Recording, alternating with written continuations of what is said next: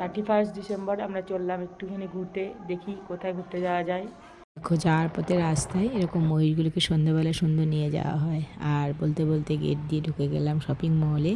আর ঢুকে সুন্দর একটা অনুষ্ঠান হচ্ছিল তা দেখছিলাম।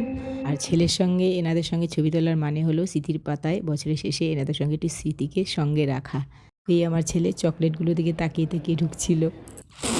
সুন্দর একটা বাচ্চা মেয়ে কি সুন্দর গান করছিল আর নাচ করছিল।